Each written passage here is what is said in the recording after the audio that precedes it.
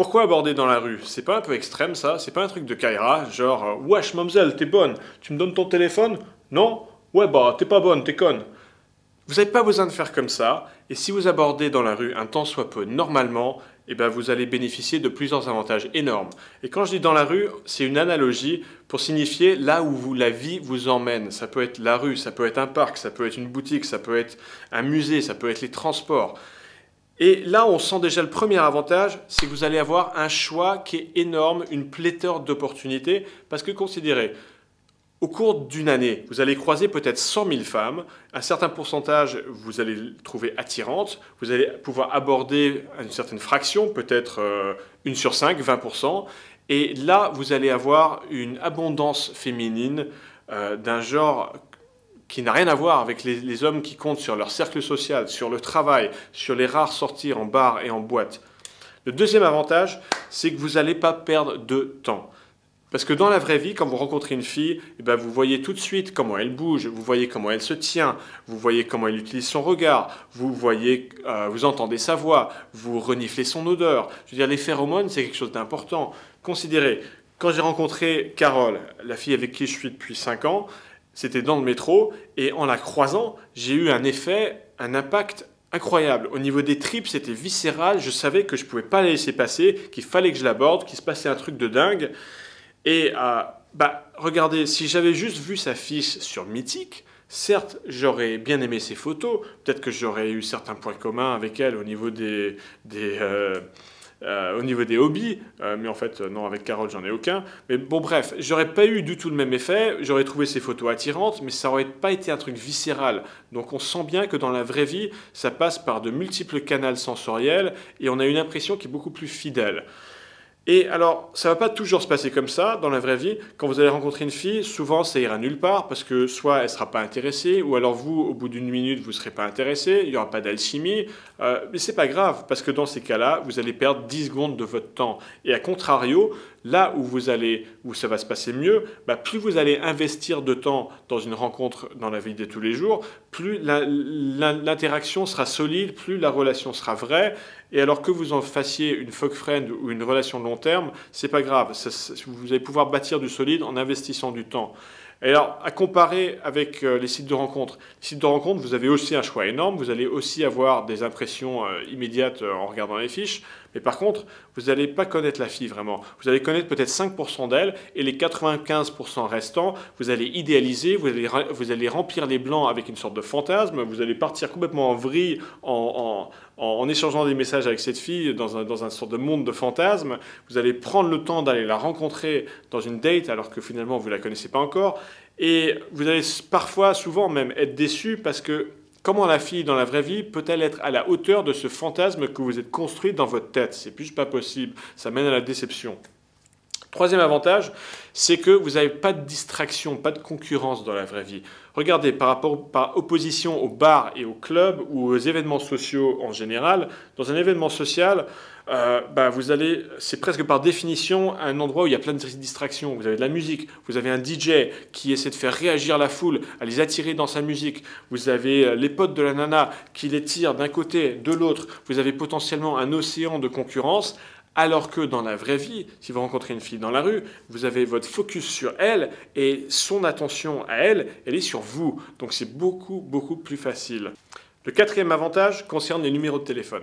Déjà, dans la vraie vie, parfois vous n'avez pas besoin de prendre le téléphone parce que si vous rencontrez la fille dans un parc ou dans une boutique de fringues, il y a des chances qu'elle soit sur son temps libre et qu'elle ait le temps de venir avec vous prendre direct un café. Ça va vous prendre 20 minutes. Vous allez tout de suite être sur l'étape numéro 2 de l'interaction, de la relation. Et même si vous devez prendre son numéro de téléphone parce qu'elle est sur le trajet du boulot ou si elle va rejoindre des potes, c'est pas grave, c'est quelque chose qui se passe relativement bien. Parce que regardez, comparé à si vous prenez son téléphone en boîte de nuit. Une boîte de nuit, c'est quoi? C'est une sorte de bulle surréelle avec une énergie survoltée qui correspond à rien dans la vie réelle. Donc le lendemain, quand vous allez appeler la fille, elle va se dire ah ouais, ça s'était super bien passé la veille, mais bon, finalement, ce mec, je le connais pas vraiment, je sais pas vraiment comment ça va se passer, il y aura plus la même, il y aura pas la même ambiance, ça va être bizarre, je sais pas ce que ça va ce qu'il vaut ce mec, ouais, je sais pas, non, je vais juste pas répondre. Alors que dans la vraie vie, si vous rencontrez la fille dans une circonstance normale et que le lendemain, vous lui proposez un rendez-vous aussi normal, par exemple aller boire un verre en bas de chez vous, et ben quoi de plus naturel? C'est le prolongement de votre interaction initiale. Donc votre numéro de téléphone va convertir beaucoup mieux, va être beaucoup plus fiable. Alors, il y a beaucoup de mecs qui me disent « Ouais, mais c'est difficile dans la vie réelle parce que j'ai l'impression de déranger la fille. Elle est en train de mener sa vie, j'ai pas trop le droit de l'aborder comme ça. Alors que dans un bar ou dans une boîte, bah, c'est socialement admissible, j'ai le droit parce que elle est là pour ça. » Ouais, mais alors justement, c'est la botte secrète. Plus c'est dur, mieux c'est. C'est-à-dire que les filles ne sont pas dupes. Elles savent très bien que quand vous les abordez dans un endroit où ça ne se fait pas, eh ben, elles vont être attirées parce que c'est une démonstration que vous avez confiance en vous.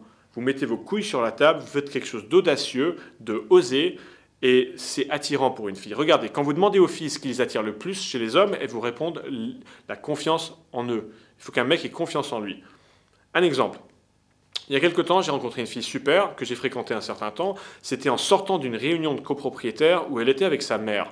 Et alors, on pourrait se dire, bah ouais, c'est gênant, je vais pas l'aborder, elle est avec sa mère, qu'est-ce que sa mère va dire, qu'est-ce que la mère va penser, même elle, la fille, elle va être gênée parce que sa mère est là. Ouais, peu importe. J'ai abordé la mère, je lui ai dit, bonjour madame, c'est votre fille?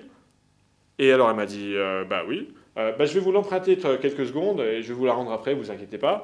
Et donc ça s'est très bien passé, j'ai fait connaissance avec la fille, la mère elle comprenait ce qui se passait, elle s'est tout de suite éclipsée, donc il n'y avait pas de problème. Et n'empêche que j'ai bénéficié direct d'un capital attirance parce que la fille se rendait bien compte que ce que j'ai fait c'était oser, que j'ai mis mes couilles sur la table. Et donc le reste de la séduction, de l'interaction était beaucoup plus simple par la suite. Alors en conclusion, il y a 5 avantages à aborder les filles partout où vous allez dans votre vie de tous les jours. Premier avantage, c'est que vous bénéficiez d'un choix énorme, d'une pléthore d'opportunités, d'une abondance féminine. Le deuxième avantage, c'est que vous ne perdez pas de temps, c'est très efficient, c'est très efficace. Le troisième avantage, c'est que vous n'avez pas de distraction, pas de concurrence, donc la fille est focalisée sur vous, c'est plus facile. Le quatrième avantage, c'est que les numéros de téléphone que vous allez prendre, ils vont convertir beaucoup mieux. Et le cinquième avantage, c'est la botte secrète. N'oubliez pas, aborder une fille dans ces circonstances-là où ça ne se fait pas socialement, eh ben c'est une démonstration que vous avez confiance en vous et donc la fille va être très attirée tout de suite. Il y a 10 ans, j'en avais marre d'être timide, inexpérimenté et seul le soir. Si c'est votre cas, j'aimerais vous transmettre ce que j'ai appris. Je vais vous apprendre à draguer, sortir et coucher avec les filles qui vous plaisent. Avec Morning Kiss, 1. Vous apprenez à séduire en restant vous-même. 2. C'est simple et donc facile à faire. Et 3. Vous avez des résultats rapidement. Concrètement, rencontrer et sortir avec des filles. Vous voulez apprendre et passer à l'action, alors cliquez sur le bouton pour découvrir comment faire. Ici, on veut que des hommes motivés, alors si ce n'est pas votre cas, cliquez sur J'ai de la chance et croisez vos doigts. Sinon, faites comme ceux qui m'ont rejoint pour prendre votre avenir en main, cliquez sur le bouton et je vous retrouve de l'autre côté.